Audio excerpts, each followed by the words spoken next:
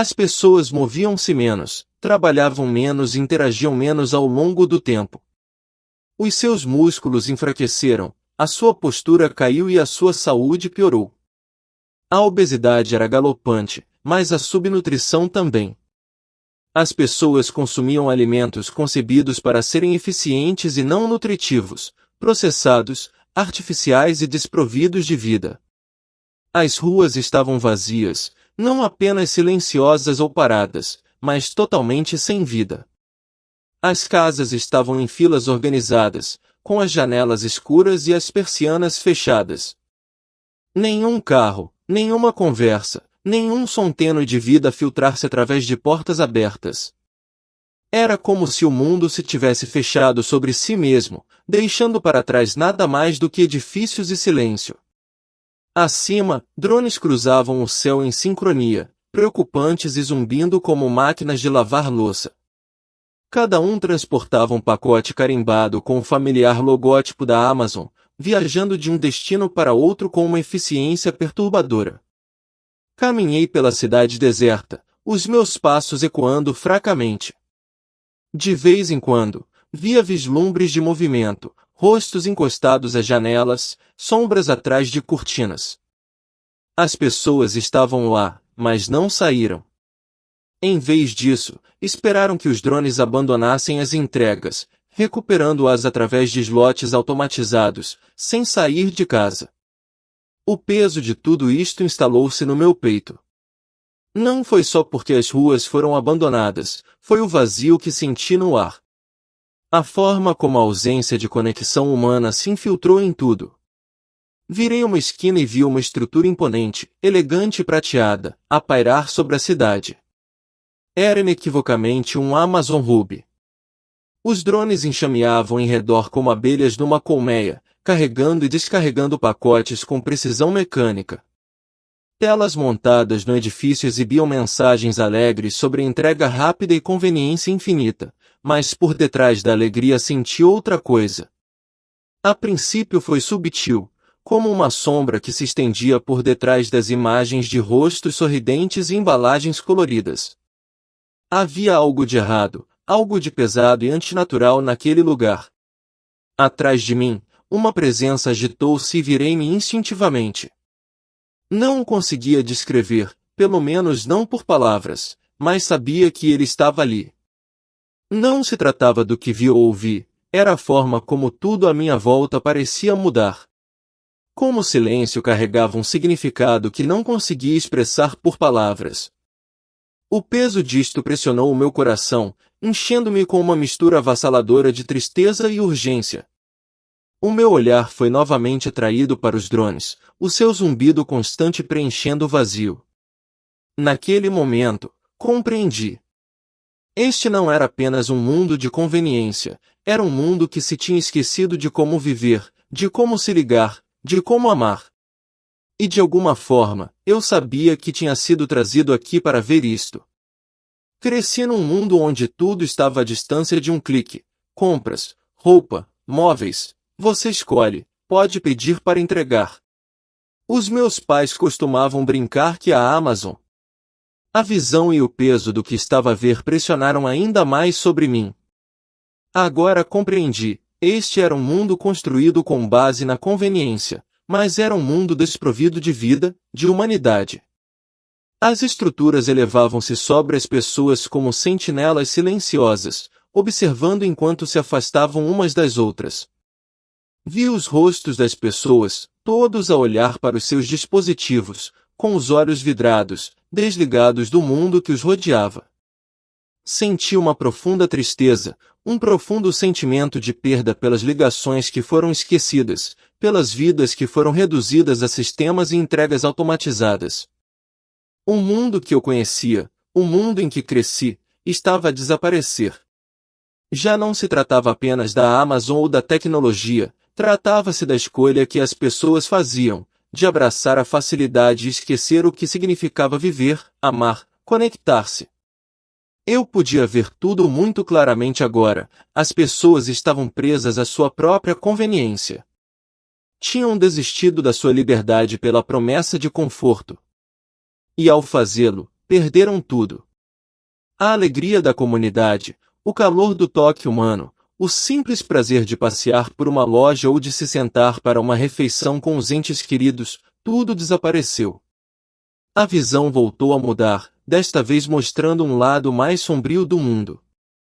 As ruas vazias, as casas abandonadas, os edifícios silenciosos, tudo se tornou mais pronunciado, mais opressivo. Consegui sentir o peso disto, o peso daquilo que foi sacrificado em nome do progresso.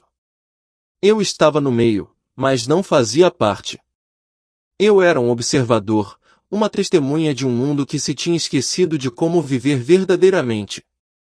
E, no entanto, não conseguia desviar o olhar. A visão continuou a desenrolar-se diante de mim, mostrando a dura realidade do que tinha acontecido à humanidade. Queria gritar, tirar as pessoas do seu estupor, acordá-las para o que tinham perdido. Mas eu sabia que era tarde demais. O mal estava feito e o mundo estava a mudar de uma forma que não podia ser desfeita. Foi então que percebi a verdade.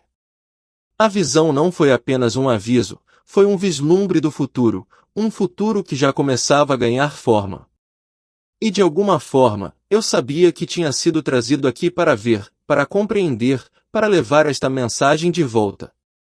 A visão mostrou-me o que esta dependência tinha feito à humanidade.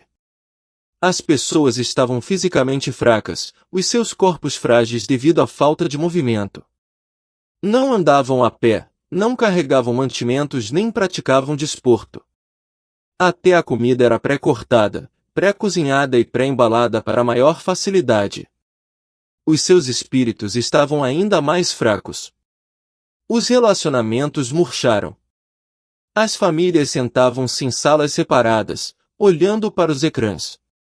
Os amigos já não se encontravam cara a cara.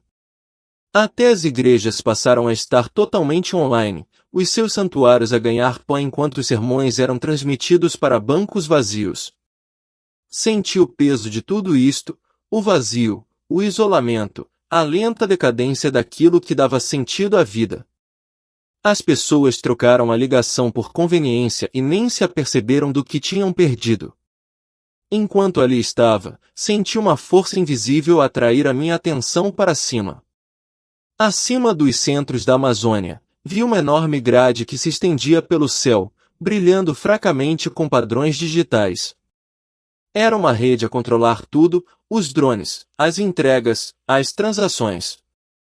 Compreendi instintivamente que já não se tratava apenas de uma empresa. A Amazon tornou-se a espinha dorsal da economia mundial, o fornecedor de todas as coisas. As pessoas não confiaram apenas nisso, foram escravizados por isso. O sistema não tinha de forçar a conformidade. Não precisava de ameaças nem de violência. Funcionou porque as pessoas escolheram, porque acreditaram que lhes facilitava a vida. Mas, na realidade, tornou-se prisioneiros. A parte seguinte da visão foi mais difícil de assistir. Encontrei-me no que parecia ser um bairro, mas não estava vivo. As casas ainda lá estavam, as paredes imaculadas e os relvados perfeitamente cuidados, mas era tudo uma ilusão. As pessoas lá dentro não estavam a prosperar. Eles mal estavam a sobreviver. Vi uma mulher parada na sua cozinha, a olhar para um drone de entregas que pairava do lado de fora da sua janela. O pacote caiu com um baque suave, deslizando para o seu slot de recuperação automática. Abriu, tirou uma refeição bem selada e sentou-se à mesa, mas não comeu. Limitou-se a olhá-lo, os olhos baços, o corpo caído, como se o ato de viver se tivesse tornado uma tarefa árdua. A mesma cena repetia-se casa após casa, refeições entregues, encomendas recuperadas e pessoas sentadas sozinhas, desligadas de todos os que as rodeavam. Vi o impacto desse isolamento nos seus corpos. As pessoas movimentavam-se menos, trabalhavam menos, interagiam menos. Com o tempo, os seus músculos enfraqueceram, as suas posturas caíram e a sua saúde deteriorou-se. A obesidade era galopante, mas a subnutrição também. As pessoas consumiam alimentos concebidos para serem eficientes e não nutritivos, processados, artificiais e desprovidos de vida. Não eram apenas os seus corpos que sofriam. Os seus rostos pareciam cansados, as suas expressões vazias. Não estavam apenas isolados dos outros, estavam isolados de si mesmos. Então senti isso, o peso emocional das suas vidas. A solidão pairava no ar como uma névoa, espessa e sufocante. As pessoas raramente falavam umas com as outras, mesmo dentro das suas próprias casas. As famílias foram divididas, cada membro refugiando-se no seu canto com a sua própria tela. Os amigos tornaram-se perfis digitais, vozes reduzidas a texto num ecrã brilhante. Vi um adolescente sentado no seu quarto, rodeado de embrulhos fechados. As suas prateleiras estavam repletas de gadgets, o seu armário transbordava de roupas novas, mas não estava nada contente. Ele nem sequer estava satisfeito. Olhou para o seu. O adolescente continuou a navegar sem rumo no seu telefone, procurando algo que não conseguia nomear, mas que precisava desesperadamente. Ele não estava sozinho. Isto não era uma anomalia, era o novo normal. A parte mais devastadora da visão foi o preço espiritual. As pessoas deixaram de procurar significado. Não oraram, não se reuniram para adoração e não procuraram nada além do que foi entregue à sua porta. As igrejas foram abandonadas e seus santuários outrora vibrantes são agora frios e silenciosos. Até a fé foi reduzida a um serviço transmitido a pedido, despojado da sua comunidade e do seu poder. A adoração não foi partilhada, foi consumido como tudo o resto. Não que as pessoas tivessem perdido totalmente a fé, simplesmente não sabiam que precisavam. Estavam tão consumidos pela facilidade das suas vidas que não conseguiam ver o vazio a corroer as suas almas. Enquanto estava no meio deste mundo destruído, senti o peso do que estava a ver. Esta não foi apenas uma história de aviso, foi um reflexo de para onde estávamos a ir. As pessoas não foram forçadas a este isolamento, escolheram isso. Acolheram bem os drones, as entregas, a comodidade interminável. Não viram o custo até que fosse tarde demais. Virei-me em direção ao imponente centro da Amazon ao longe, o seu logótipo brilhante como um farol na noite. Era mais do que um edifício, era um monumento a tudo que a humanidade sacrificava: ligação, comunidade, amor e fé. Senti uma dor profunda no peito, não só pelas pessoas que via, mas por mim próprio. Percebi o quanto deste mundo já existia, o quanto já o tinha abraçado. A visão mudou, afastando-me dos bairros tranquilos e das cidades sem vida. Senti-me atraído por algo enorme e avassalador, uma estrutura que parecia tocar o céu. Não era apenas um edifício, era uma fortaleza. O centro da Amazônia apareceu diante de mim, as suas paredes prateadas refletindo o brilho tênue dos drones que zumbiam como insetos. O logótipo estava por toda a parte, iluminado por uma suave luz azul, lançando um brilho estéril sobre o mundo que se encontrava embaixo. Este não era apenas um centro de entregas, era o coração do sistema. Observei enquanto o alcance do hub se estendia para além do que pensava ser possível. Não se tratava apenas de entregar encomendas, controlava tudo: a comida, a água, os medicamentos, a roupa e até a energia fluía através da sua rede. O mundo inteiro dependia disso. As nações já não operavam de forma independente, trabalharam em conjunto com a Amazon e a sua tecnologia.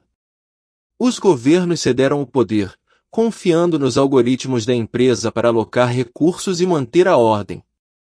Mostraram-me armazéns extensos que se estendiam por quilômetros, cada um cheio de mercadorias à espera de serem despachadas. A eficiência era fascinante, mas por baixo dela sentia um peso sufocante. Isto não foi um progresso, era controlo. Vi pessoas a fazerem fila à porta de centros mais pequenos, esperando pelas suas entregas.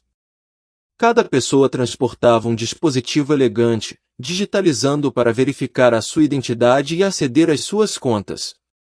A princípio, isto parecia inofensivo, apenas mais uma camada de conveniência.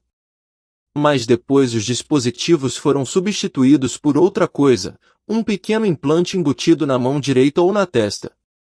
Isto não foi forçado, foi comercializado como o próximo passo para uma vida perfeita. Não há mais telefones para perder nem dispositivos para variar. Com o implante, tudo o que precisava era a identidade, a conta bancária e o historial clínico estavam sempre consigo. O implante tornou-se obrigatório. Sem ele, as pessoas não poderiam aceder às suas contas, encomendar comida ou mesmo entrar nas suas casas. Observei como aqueles que resistiram foram rejeitados e foi-lhes negado o acesso às necessidades básicas. Não foi violento, não havia soldados a forçar o cumprimento. O sistema não precisava deles. As pessoas obedeceram porque acreditaram que não tinham escolha. Precisavam das entregas para sobreviver. Foi-me mostrado como o sistema dividia ainda mais as pessoas. As comunidades dissolveram-se à medida que todas as necessidades eram satisfeitas pela entrega. As pessoas já não precisavam umas das outras. Não partilhavam refeições, recursos ou mesmo conversas. O sistema prosperou com esta desconexão. Quanto mais isoladas as pessoas estavam, mais dependiam disso. As relações desapareceram, as famílias separaram-se e a sociedade como um todo enfraqueceu. E à medida que as pessoas foram ficando mais fracas, o sistema tornou-se mais forte. Depois viu o culminar de tudo. Os hubs da Amazon não eram apenas centros de entrega, eram nós numa rede global. Cada hub alimentava um sistema central que monitorizava e controlava cada transação, cada movimento, cada decisão. O emblema da rede, uma versão modificada do logótipo da Amazon, tornou-se um símbolo global. Foi exibido em edifícios, ecrãs e até em roupas. As pessoas usavam-no com orgulho, acreditando que representava progresso e unidade. Mas para mim era uma marca, um lembrete constante de quem realmente detinha o poder. A rede não era apenas tecnológica, era espiritual, conseguia sentir a sua escuridão, a forma como consumia tudo o que tocava. Não se tratava apenas de controlar os recursos, tratava-se de controlar as pessoas. Senti o peso esmagador do que este sistema representava. Não era apenas um império logístico, foi um engano espiritual. As pessoas trocaram a sua fé pela conveniência, a sua liberdade pela eficiência. Já não confiavam em Deus para prover, confiaram no sistema, nos drones, hubs e algoritmos que prometiam satisfazer todas as necessidades. Mas o sistema não oferecia vida. Oferecia controlo. Demorou e demorou até que não restasse mais nada. Enquanto ali estava, a olhar para o centro, tive uma sensação avassaladora de urgência. Isto não foi apenas um aviso, foi um apelo à ação. Eu tinha que contar às pessoas. Tinha de os fazer ver antes que fosse tarde demais. A visão mudou mais uma vez, afastando-me dos centros imponentes e do zumbido constante dos drones. Encontrei-me num ambiente tranquilo e humilde. Uma pequena comunidade reunida em torno de uma fogueira. Não eram pessoas excluídas do sistema porque não podiam participar, escolheram esta vida. Optaram por rejeitar a conveniência que consumiu o resto do mundo. As suas roupas eram simples e a sua comida modesta. Não havia dispositivos à vista, nem logótipos, nem pacotes à espera às suas portas. No entanto, não estavam a lutar ou desesperados. Estavam a prosperar de uma forma que parecia estranha, mas profundamente bela. Riram, oraram, partilharam refeições. Os seus rostos não eram iluminados pelo brilho dos ecrãs, mas pelo calor da ligação real. Compreendi naquele momento o que essas pessoas tinham reivindicado. Encontraram algo que o resto do mundo tinha perdido: fé, comunidade e propósito. Não estavam isolados pelos padrões do sistema, estavam unidos de formas que importavam.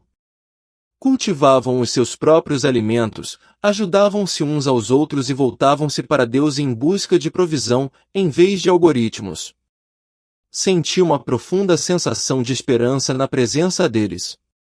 Não foi fácil para eles, mas valeu a pena. Sacrificaram a conveniência, mas ao fazê-lo ganharam tudo.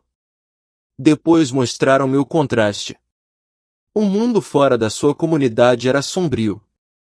As pessoas tornaram-se prisioneiras nas suas próprias casas, dependentes de entregas para sobreviver. Já não conheciam os seus vizinhos, as suas famílias ou mesmo a si próprios. A sua dependência do sistema deixou-os vazios, incapazes de se ligarem a Deus ou uns aos outros.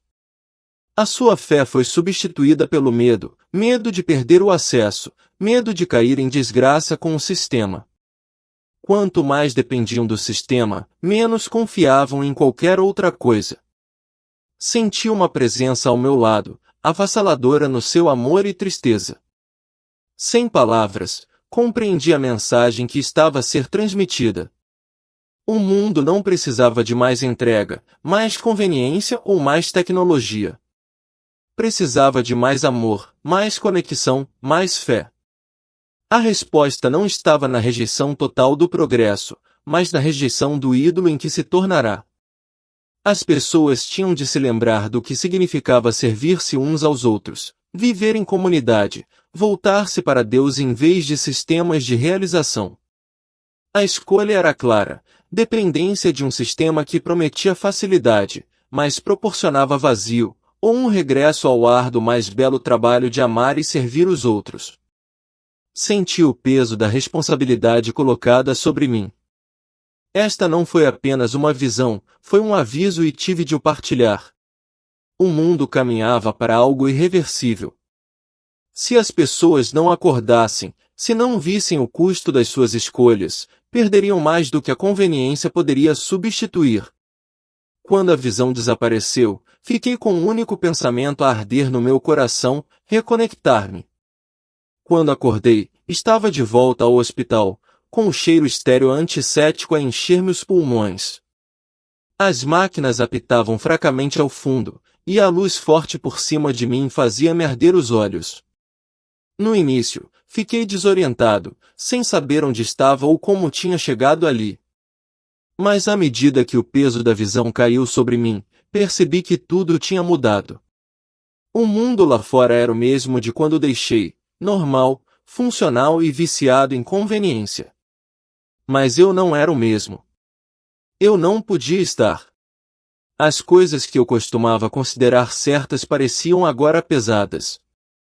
As caixas da Amazon que cobriam as paredes do meu quarto em casa, o zumbido constante das notificações de aplicações que prometiam facilitar a vida, as refeições que chegavam bem acondicionadas à minha porta.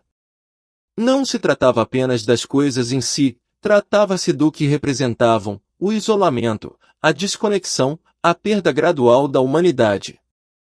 Pensei na minha família, nos meus amigos e nas pessoas por quem passava todos os dias sem as ver verdadeiramente. Pensei na visão das pessoas presas nas suas casas, à espera de pacotes, e não umas pelas outras.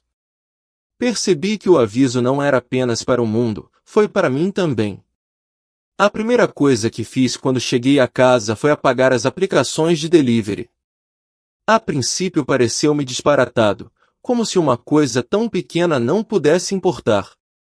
Mas não se tratava das aplicações, tratava-se de me libertar da dependência que criaram em mim. Comecei a ir mais ao supermercado. Das lojas aos mercados de agricultores, para visitar os meus vizinhos, comecei a convidar as pessoas, a preparar refeições em conjunto em vez de as encomendar. Tratava-se de reconstruir as ligações que deixei escapar. Comecei a reparar em coisas que não tinha reparado antes, a forma como o rosto de um amigo se iluminava quando realmente ouvia, o conforto de partilhar uma refeição na mesma mesa, o calor de um abraço depois de uma longa conversa. No início, não sabia como falar sobre o que tinha visto. Como dizer às pessoas que a forma como vivem, a forma como todos vivemos, não é apenas prejudicial para a saúde, mas também espiritualmente perigosa? Mas a urgência ardeu dentro de mim. Eu tive de tentar. Comecei aos poucos, partilhando a visão com amigos próximos e familiares. Alguns deles assentiram, compreendendo de imediato. Outros riram-se, desvalorizando o facto como um sonho estranho ou uma reação exagerada. Mesmo assim, continuei. Comecei a falar para pequenos grupos em eventos comunitários e até na minha igreja. Falei sobre o que tinha visto, o isolamento, a dependência, o vazio espiritual e a necessidade urgente de nos reconectarmos. A visão não foi apenas um aviso, foi um apelo à ação. Não foi suficiente rejeitar o sistema, tivemos de construir algo melhor. Comecei a trabalhar como voluntário em abrigos locais e centros comunitários, locais onde as pessoas se reuniam não por conveniência, mas por amor e apoio. Organizei convívios, reunindo vizinhos para refeições e conversas. Voltei-me para minha fé de uma forma que nunca tinha feito antes. Orei não apenas por mim, mas pelo mundo, pela força para resistir à atração da conveniência, pela sabedoria para ver o que realmente importa e pela coragem para viver de forma diferente. Se há uma coisa que aprendi com esta experiência é que não precisamos de esperar que o sistema entre em colapso antes de mudarmos. Podemos começar já. Podemos optar por nos reconectar, reconstruir as relações e as comunidades que perdemos. Podemos afastar-nos do isolamento que a conveniência traz e aproximar-nos do amor e da ligação que Cristo oferece. O tempo é escasso, mas não é tarde demais. Quando olho para o mundo agora, ainda vejo os drones, os caminhões de entrega, os ecrãs brilhantes, mas também vejo outra coisa, esperança. Porque cada vez que alguém decide sair de casa, partilhar uma refeição, rezar com um vizinho ou simplesmente conectar-se, dá um passo no sentido de reconstruir o que o sistema tentou tirar. E isso dá-me esperança, que o mundo possa mudar, uma ligação de cada vez.